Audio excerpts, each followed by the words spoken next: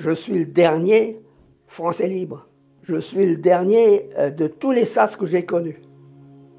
Pourquoi moi? Alors que moi, j'ai fait 3 guerres. J'en ai entendu des coups de fusil et des bombes et tout ce qu'on veut. Et puis je suis toujours là. J'ai appris l'appel de bouche à oreille. Ce sont des gens qui m'ont dit, il paraît qu'il y a un général français qui a déserté. Moi, général de Gaulle, j'entreprends ici, en Angleterre, cette tâche nationale. J'invite tous les Français qui veulent rester libres à m'écouter et à me suivre. J'ai 17 ans en 1942. Là, les choses changent. L'Alsace et la Moselle, nous avons un patriotisme spécial. Nous avons été français, allemands, français, allemands. Mon père a servi dans l'armée allemande. Mon arrière-grand-père a servi dans l'armée française. Mon père, qui était employé des chemins de fer, avait sa tenue de chemin de fer français jusqu'en début 1942. Le mois de mai-juin 1942, il a perçu un uniforme allemand. Je me souviendrai toujours, il est arrivé à la maison, il avait un sac, il a jeté l'uniforme à travers le couloir. Ma mère qui disait, enfin Émile, qu'est-ce que tu fais? Ils sont les plus forts, on n'y peut rien. Alors il ne voulait pas le mettre. Et un beau jour, nous avons vu apparaître à tous les coins de rue une grande affiche disant, nous vous avons fait l'honneur de faire de vous des Allemands, vous aurez l'honneur de servir dans l'armée allemande. Alors rien n'allait plus. Cette affiche disait aussi, pour les parents des enfants mineurs, ils sont responsables de la décision de leurs enfants. Sous-entendu, s'ils désertent, ce sont les parents qui vont être envoyés en camp de concentration. Parce que là, les camps de concentration, on savait ce que c'était. Je savais que mon père, mes parents, étaient en danger. Alors j'ai écrit une lettre adressée aux autorités allemandes de Forbach, disant que je partais contre la volonté de mes parents. Joli mensonge qui a marché. Mon père était dans le coup, ma mère dans le coup. Mon père, qui avait du caractère, il a mis cette tenue allemande qu'il n'aimait pas. Il est allé voir les autorités, il a dit, voilà ce qui m'arrive, mon fils a disparu. Alors ils ont enregistré sa déposition, etc. Tout juste, ils n'ont pas dit leurs condoléances pour avoir un fils aussi obtus, stupide, alors qu'il avait l'honneur de se battre pour le Reich, qui était le sommet, parce qu'ils étaient fanatisés, ces Allemands. Dans la famille, nous n'étions pas des gens qui nous faisions des bises. Les mères, oui, les grands-mères, oui, mais les pères et les grands-pères, non, ça ne se faisait pas.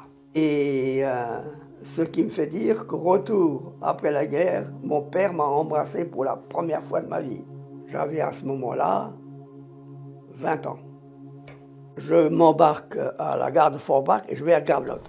À Gravelotte, qui est la frontière franco-allemande toute nouvelle, j'ai 2 oncles. Un qui est fermier et un qui tient un hôtel-restaurant. C'est chez lui que je vais. Et je lui dis, oncle Léon, je veux aller rejoindre De Gaulle.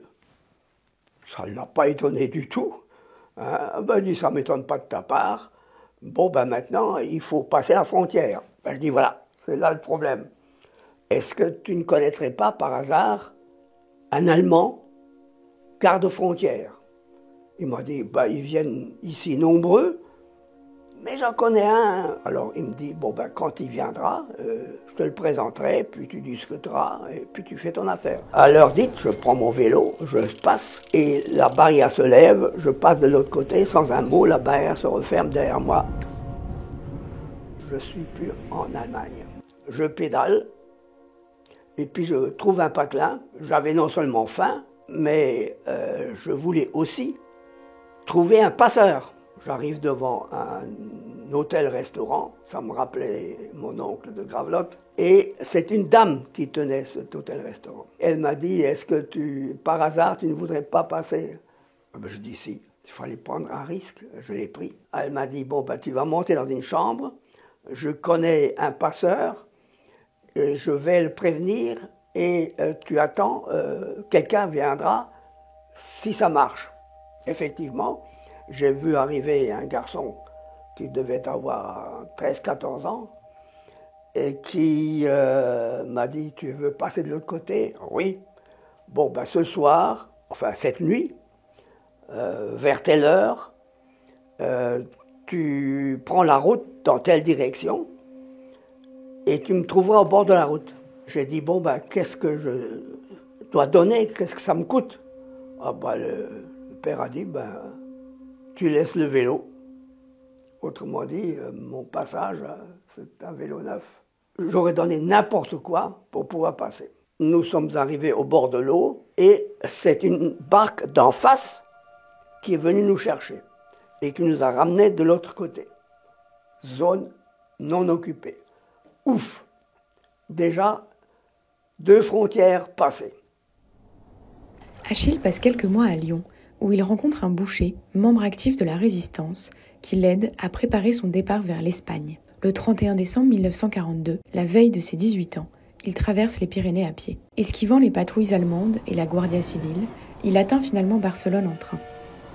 Le consulat de Grande-Bretagne lui donne alors de l'argent et un billet pour Madrid, où il est caché chez un médecin. C'est dans un car, affrété par l'ambassade des États-Unis, qu'il rejoindra Algésiras, dernière étape avant Gibraltar. D'abord piégé sur un navire vichiste dont il s'échappe à la nage, il embarque ensuite sur un bateau anglais. Après un périple de près de 5000 km, il arrive sain et sauf à Southampton en février 1943. Il est alors interrogé par les services secrets britanniques pendant 72 jours, qui étaient persuadés d'avoir affaire à un espion. Je suis parti de Forbach le 14 juillet 1942 et je suis arrivé à Londres fin février 1943. Là, on me met dans un centre de repos et un jour, je reçois un billet d'invitation pour être présenté au général de Gaulle. Alors je dis, pourquoi moi? Ben, avec votre histoire, depuis là-bas jusqu'ici, sans vous faire prendre, quand même, ça veut dire quelque chose. Et puis je me trouve devant le général de Gaulle. On était 7 ou 8, et puis vous voyez le général qui est très grand, et moi, je faisais quand même 7 cm de plus qu'aujourd'hui, mais c'était quand même petit. Alors je vous imite. Alors, jeune homme, pourquoi êtes-vous venu ici? Pour participer à la libération de la France, mon général. C'est bien, mon petit. Et je sentais qu'il était ailleurs. Et par la suite, les choses m'ont donné raison. Ce n'était plus un général, c'était un politique. Le choix de l'arme. Mon rêve, c'était d'être pilote de chasse. Et je me trouve devant l'officier orienteur. Alors il me dit, vous allez partir, vous avez de la chance. Vous irez faire l'école de pilotage aux États-Unis. Je dis, et ça dure combien de temps? 2 ans. Je dis, mais j'espère bien que le débarquement aura lieu avant. Ah ben, il faudrait savoir ce que vous voulez. Ben non, je ne veux pas aller aux États-Unis. Alors, qu'est-ce qui reste? Alors, il y a des mécaniciens, mitrailleurs, un tas de trucs dans l'administration. Tu parles si je suis engagé pour l'administration. Alors, je dis, vous n'avez pas quelque chose de plus guerrier? Alors, ils me disent, oui, il y a les parachutistes, mais alors, c'est une bande de salopards, des voyous. Je dis, mon commandant, je veux aller chez les voyous. Et c'est comme ça que je suis devenu parachutiste. Très rapidement, je me fais convoquer par un lieutenant qui s'appelait Marienne. Et là, nous étions une quarantaine. Et Marienne a dit, j'ai été chargé de créer une section qui va partir dans un camp secret où nous allons essayer des parachutes nouveaux et des avions dont on n'a pas encore sauté. Alors, il dit, mais en attendant, il faut d'abord être breveté, apprendre à sauter en parachute. Et, nous dit-il, nous allons partir chez les Polonais, pourquoi pas.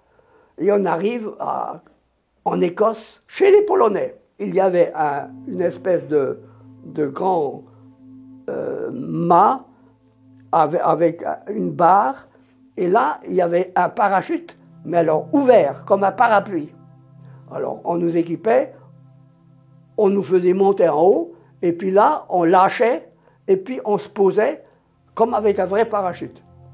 Mais il s'arrangeait toujours pour que le sol soit dur. Toujours selon le même système, bon parachutiste, pas cassé. Bon, j'ai résisté à l'affaire. On va ensuite à Ringway, chez les Britanniques, parce que les Polonais n'avaient pas d'avion. C'était les Britanniques qui avaient les avions. Alors là, le système était d'abord le ballon, pour économiser l'essence. Ils faisaient descendre le ballon, on embarquait, on était 4 je crois, et il y avait un trou au milieu, et ensuite on laissait monter le ballon jusqu'à, je crois, à peu près 150 mètres. Il y avait 2 sauts de ballon, et ensuite on avait l'avion qui s'appelait le Whitley. Et le Whitley était un vieux bombardier entièrement en bois. Quand on volait, on voyait les ailes qui faisaient ça. Et en guise de vitre, il n'y en avait qu'une sur le côté, et ça permettait de voir le niveau d'essence, parce qu'il y avait un pointeau avec un flotteur pour voir le niveau d'essence. C'est vous dire que c'était un vieux bidule. Là, les Américains n'auraient jamais voulu sauter avec cet engin-là. J'étais un des plus jeunes, ce qui explique pourquoi je suis encore en vie. Et je me souviens que parmi ces volontaires, il y avait dans ma section marienne un Canadien français, ivrogne, mais efficace. Un Breton qui était son petit copain, ivrogne, mais efficace. Il y avait 8 Tahitiens qui n'avaient jamais vu la France et qui s'étaient engagés pour aller en Angleterre pour devenir parachutistes. Chapeau. Il y en a d'un peu partout. Et aussi beaucoup d'Afrique du Nord et ceux qui arrivaient à se libérer et à s'évader de France, dont j'étais. En dire en passant, je suis le seul qui ait traversé l'Espagne sans se faire prendre. Le seul. J'avoue que ça a été une période formidable. Ça a duré jusqu'au débarquement. On ne s'est jamais arrêté. Je suis arrivé chez les parents en mai 1943 jusqu'au débarquement en juin 1944. Les SAS devaient être, non pas des surhommes, mais des gens bien entraînés, et ceux qui ne pouvaient pas suivre étaient éliminés. Qui ose gagne. C'est toute la philosophie du SAS. Il faut oser pour vaincre. Un beau jour, on nous dit, le général, il n'était pas encore maréchal, Montgomery, va vous passer en revue. Et il nous dit, bientôt, le débarquement aura lieu, sans donner de date. Et vous serez les premiers à partir. On n'a pas crié hurrah, mais on le pensait. Et il a dit quelque chose de bizarre. 3 sur 4 d'entre vous finiront au cimetière. Nous avons débarqué avec une Jeep dans un planeur qui s'appelait Waco. J'arrive près de Locaux-Almindon, en Bretagne, sur le Fol de France. Et là, j'ai eu un geste qui me paraissait moins naturel. J'ai sauté de la Jeep et j'ai embrassé le sol de France. On faisait du renseignement. Mais on a fait d'autres missions. Petite histoire, pendant que nous étions à l'arrêt, je discutais avec les FFI et je vois l'adjudant-chef qui était assis au bord de la route me faire des signes avec les yeux. Je dis, qu'est-ce qu'il veut? Alors je les ai comptés, il en manquait 2. Et à ce moment-là, mon mitrailleur avant me dit, c'est un tel qui les a embarqués, parce que lui, il s'en était aperçu, direction derrière les bâtiments. Alors j'ai compris tout de suite, parce que le type en question, c'était un juif. J'ai couru et je l'ai trouvé, les 2 Allemands à genoux par terre, les mains derrière la tête, et lui, le colt braqué sur eux. Alors j'ai crié de loin, non, ne fais pas ça. Alors il était là, hésitant, il tremblait un peu. Alors j'ai soulevé sa main, j'ai dit, tu mets ton colt dans ton étui. Ça, ce sont peut-être des fils ou des cousins d'assassins, mais nous, non. Une fois au centre de la France, au sud de la Loire, on tombe face à un convoi allemand. En fait, c'était le détachement précurseur. Un camion avec une dizaine d'hommes. Les hommes ont basculé sur le côté de la route, nous mettant en joue. Moi, j'ai tiré le frein, je me suis debout, parce qu'un capitaine est descendu de l'avant du camion, et j'ai dit, nous sommes l'avant-garde d'une colonne de blindés américains. J'ai inventé ça. Il ne m'a pas cru, d'ailleurs. Il a dit « Nein, nein, zurück, zurück ». Tu parles, zurück, pour nous, pas question de reculer. Et à ce moment-là, je donne un coup de pied dans les tibias de mon mitrailleur avant, qui a ouvert le feu sur les pauvres types qui étaient au bord de la route, qui ont basculé dans le fossé. Il n'y a que le premier qui était mort, les autres, heureusement, n'étaient pas morts. Et ce capitaine fiche le camp. Alors moi, je prends ma carabine, je saute de la Jeep, je le poursuis, et je lui crie en allemand « Halt oder ich schieße » arrêtez ou je tire. Il s'est arrêté. Il m'a mis en joue avec son pistolet, m'a envoyé 2 coups de pistolet, il m'a raté. Moi, je lui ai envoyé 2 coups de carabine avec celle-ci. Moi, je ne l'ai pas raté. C'est la mission. C'était lui ou moi. Parce que si je n'avais pas répondu, le 3e coup risquait de me tuer. Ça, c'est ma carabine.